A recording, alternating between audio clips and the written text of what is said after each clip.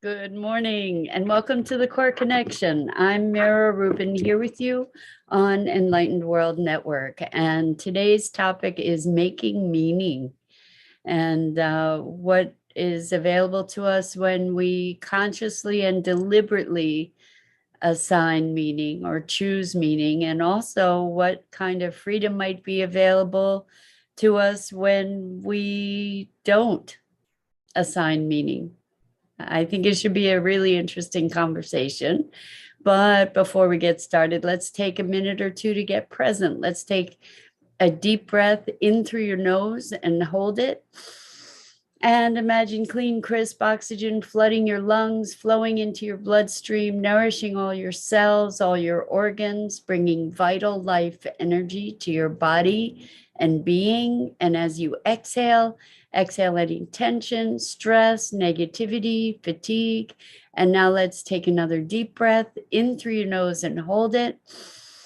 This time, imagine brilliant bright light lighting you up from the inside out, illuminating, electrifying, and energizing all your cells and your molecules and your electrons, and creating this brilliant beam of light from your heart out into the world.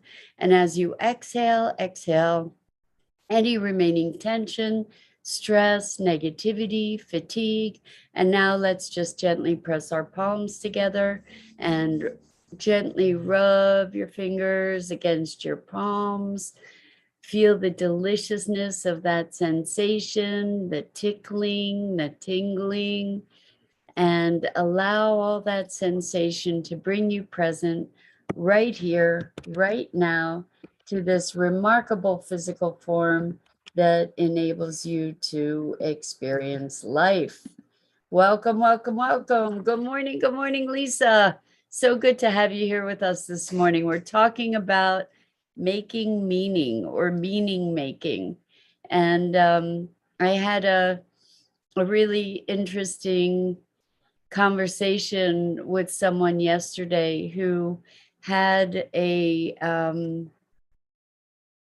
tattoo that was very deeply connected initially to another person, and this other person has gone. Their relationship with this other person has been very fraught and is no longer a proximal relationship. And so the question was, what was the meaning of this tattoo and what were they to take from it? And what we were discussing is transformative meanings that could be assigned to it now that this person was experiencing a new phase of life. And I thought, this is really, it's so powerful in so many ways, because a tattoo is a mark. It's a mark that is an indelible mark on our bodies. And it's not really indelible. I mean, it can be removed, it could be marked over, right? So it was really interesting to be thinking about this, because our experiences are ways that we kind of get psychically tattooed, or um, uh, and we allow the meaning from our experiences to the meaning that we've created to define our experiences going forward. It could be that this tattoo would be a constant negative reminder of of a very difficult period or relationship, right? Or it could be that tattoo could then be an emblem of freedom, or it could be it could be anything. It really truly could be anything, and it could be nothing. And the nothing part is the challenging part to be thinking about, I think. because we as human beings are meaning making machines. We have something that happens to us in our lives, and oftentimes our first question is why? Why is this happening to me? And so when we ask when we ask the question why, we our our minds are like heat-seeking missiles. You give it a task and our mind just percolates and comes up with all kinds of answers depending on the context from which we view life, right? So if we're in a hostile universe, the why often gives us an answer of how we're being punished, um and if we're in a loving universe, then we might find a nurturing answer to why. So Lisa says, before my mom passed, my brother came over and showed her a tattoo on his arm. It said, Mom. When he asked my mom what she thought, her response was, I bet if you stand on your head, it says, wow. I love it. I love it. That's amazing. That's amazing. So now when he has that tattoo and she has passed, he has a constant reminder of wow and mom, and how beautiful to have those two ideas paired. That's awesome. Thanks for sharing that, Lisa. So that's just a perfect example, perfect example of how we make meaning, right? So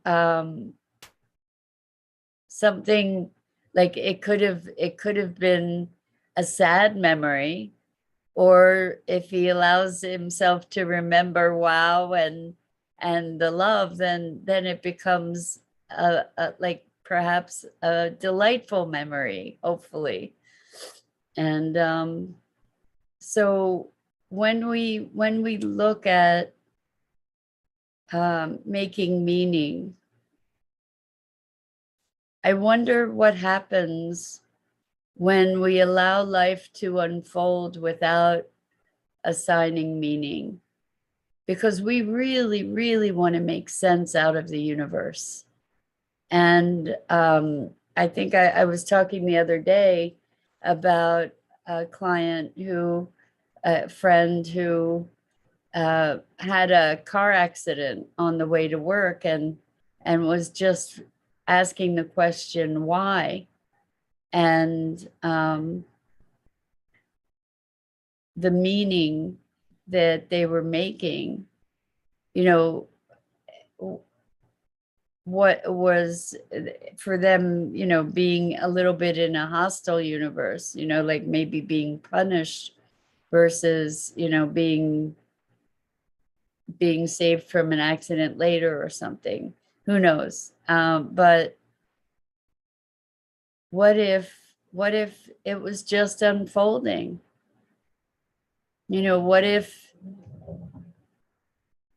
I think that the challenge with that is that we then good morning, Rosalind. Welcome.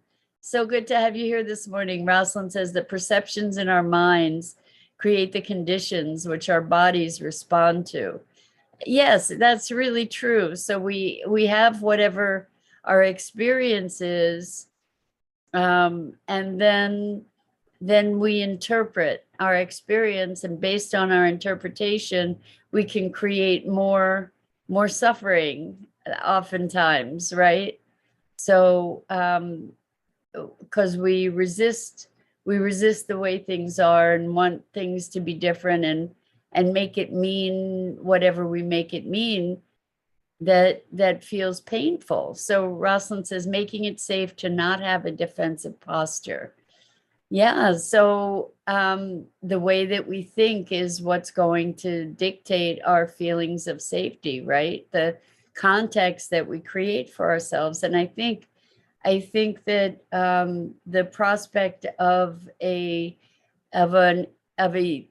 universe that doesn't have meaning is terrifying to human beings. I'm not saying it doesn't have meaning. I'm one of the, I'm human. I attribute meaning to all kinds of stuff.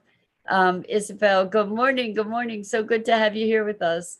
We're talking about making meaning, but what would it be if we didn't make meaning? You know, what if stuff just happens? I know we want to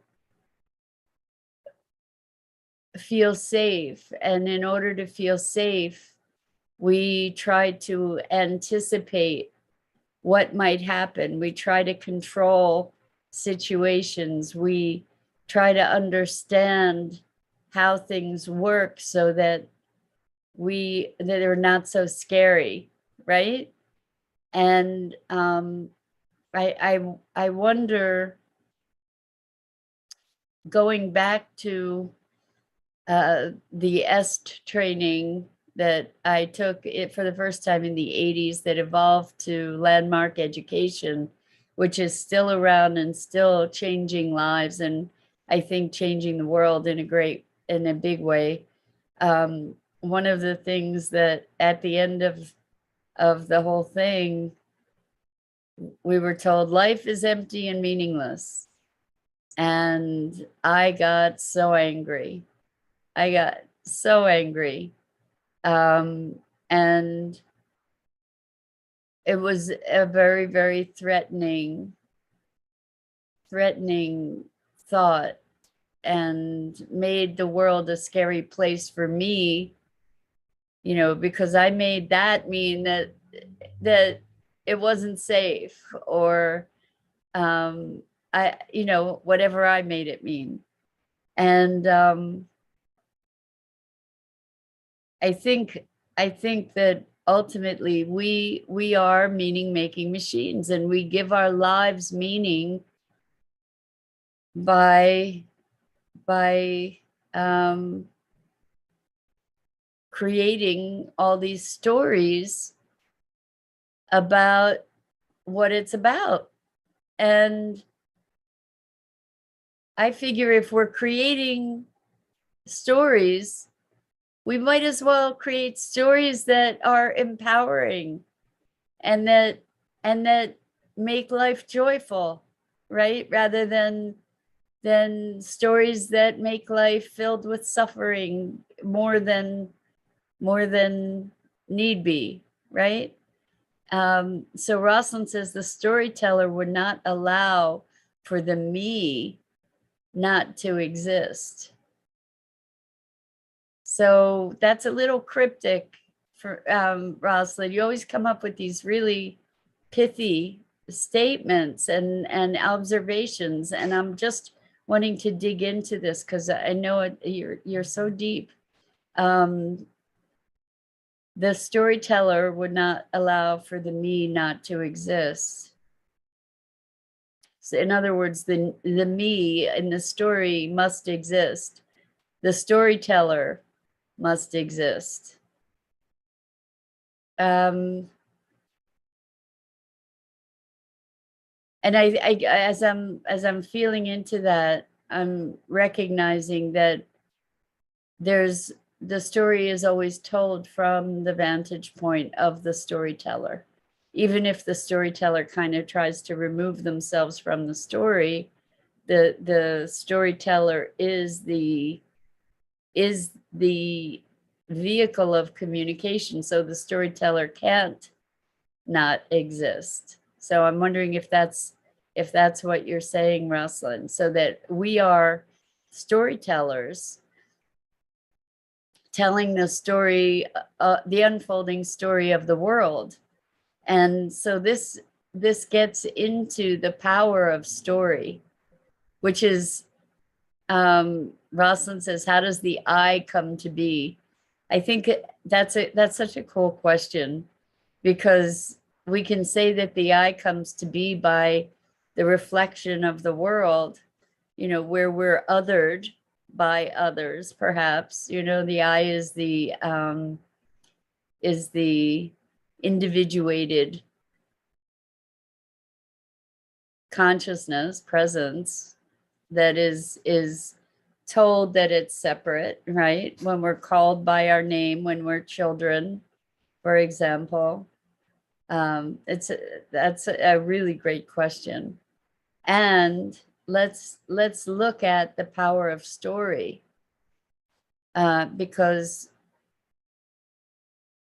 what we are in the process of right now in this evolutionary point of humanity, what we are in the process of, as far as I can tell, that is the most evolutionary thing we're doing, is changing our story, is evolving the story of humanity.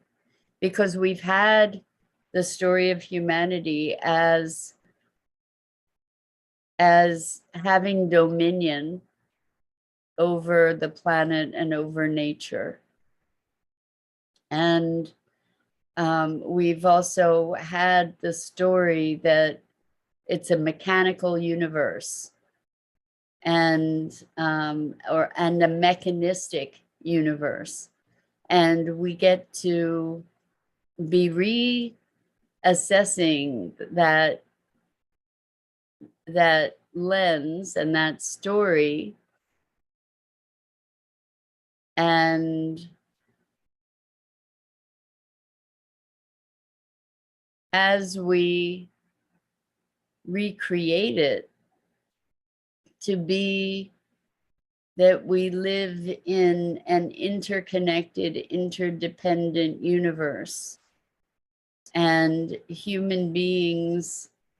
I said this the other day, and I it warrants further conversation, maybe tomorrow. That once we finally made peace with the fact that the earth isn't the center of the universe, and now we're starting to maybe begin to understand that human beings aren't the center of the universe, you know, that we coexist and interconnect with all these other life forms. Hello, Elaine. So good to have you here with us. Elaine says you are, I'm not sure how to read this, but I'm going to say you are sourcing a dream. We all are, exactly. Or we are the source of a dream. Beautiful. Yes. So we are dreaming the world into being. In fact, there's an organization called the Pachamama Alliance, and they are very much about creating a new story for humanity, at least for Western culture, because the indigenous cultures have a story that is much more in alignment with the nature and foundation of life and being. But where was I going? I got a little derailed. Oh, Pachamama Alliance, their course is, they have a course called Awakening the Dreamer, Creating the Dream. Ah, thank you, Elaine. Elaine says, you are source dreaming. I love it. That's beautiful. So that we are dreaming all kinds of experience into being through this manifest form. I love it. So the awakening the dreamer is coming to awareness of our meaning making and of our foundational stories, and then allowing ourselves to consciously engage in the creation of the dream, rather than living through the inherited meaning or the inherited dream, the existing paradigm. We talk a lot about paradigms, contexts, meaning, story, because this is what we get to do in, this is probably our highest calling right now in the moment of transformation and evolution of life on this planet right now, and certainly in the life of humanity, is to rewrite our story and our role so that we come into right relationship with life. So Isabel says, Muji teaches an exercise for being the observer of the one who thinks, judges, creates stories, etc., until we are not none of that. Until we are none of that and can just be empty. Beautiful. Isabel says, we are source energy. Just be being. Well, that's what happens, right? When we allow ourselves to refrain from making meaning, when we are just presence, when we are life flowing through. And we may have glimpses of those moments when we are free of meaning. And then we get to be the flow of being, that energy in flow, life expressing itself through us.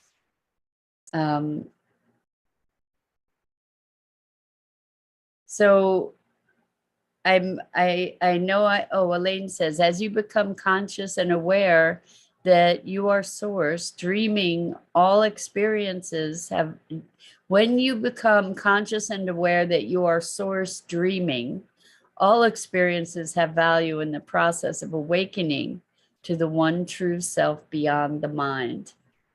Beautiful poetry and truth there, Elaine. Thank you. So when we can allow for all experience as source dreaming, it's an interesting paradox that kind of like a Zen koan that sort of catapults us into another dimension of awareness where there is a shift that, so this is making me think of the reading that I'm doing about regenerative development and regenerative design. And it was talking about evolution and resiliency, and that nature is not equilibrium. Nature is not a linear kind of continuum, and that nature needs disruption to prosper and evolve.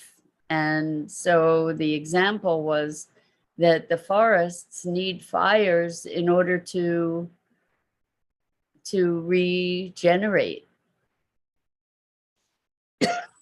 And that's part of a natural cycle. And what I was thinking of is if everything is perfect and if we are part of nature, what if, and this is an outlandish idea to entertain, but what if all of our destruction that we have wrought on the planet is part of the perfect evolution? What if all the destruction that we've wrought is part of the disruption that we as part of nature bring us all the planet, all of nature, to a next evolution that's all in perfect unfolding? I don't think that gives us an excuse to say, okay, let's continue the destruction. But, you know, what's happening is that we've brought ourselves to a brink of global disaster, and and a lot of people are waking up and taking radical action to correct or to transform, to come to a new awareness about how we get to be on the planet. And perhaps this is the disruption that was called for to do that. Interesting prospect, right? So Elaine says, blessings all. Have a blissful now, all. Thank you, Elaine. Thanks for joining us. Always wonderful to have you with us. So I think, it's really interesting. What if we challenge ourselves to think beyond, like, I think for those of us who are ecologically minded, it's very easy to feel that we've destroyed